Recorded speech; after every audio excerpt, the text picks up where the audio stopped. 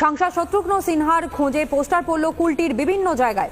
তৃণমূলে গোষ্ঠীদ্বন্দ্বে এই পোস্টার, অভিযোগ বিজেপির তরফ থেকে করা হচ্ছে। তৃণমূলে সাংসদের খোঁজেই পড়ল এই পোস্টার, সাংসদ শত্রুঘ্ন সিনহার খোঁজেই এই পোস্টার। কুলটি স্টেশনের আশপাশে কোনো জায়গা পোস্টার লেগেছে কি সাংসদ লাপাতা। আমরা এটা বলতে চাইছি, এটা ভারতীয় জনতা পার্টি কার্যকর্তার নেতা এই মতন কাজ করে না।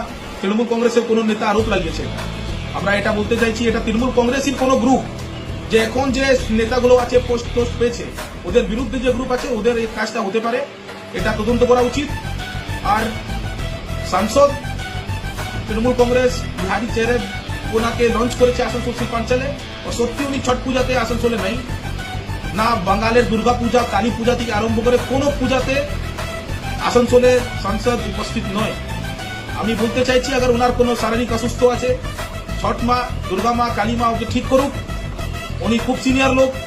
আর কুলটি বিধানসভার মধ্যে যে তৃণমূল কংগ্রেসের নেতাগুলো আছে, ওদেরও বুদ্ধি একটু, ভগবান ওদেরকে বুদ্ধি দিক, কি বলতে হবে, কি না বলতে হবে, কি আরোপ লাগাতে হবে, ভগবান একটু বুদ্ধি দিক, এটাই আমার বলার।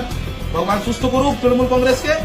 আর আগামী 2024-এ আমরা বাঙাল থেকে বাইরে করে দেবো। এটা জনতার আওয়াজ আছে, জনতা ভার্সেস তৃণমূল। ভারতীয় জনতা পার্টি আমরা খালি লিডারশিপ করছি, জনতা ভার্সেস তৃণমূল আছে, এরা বুঝে নেবে 2024-এ। আমার নাম কেশব পোদ্দার, ভারতীয় জনতা পার্টি আসানসোল জেলা সাধারণ সম্পাদক।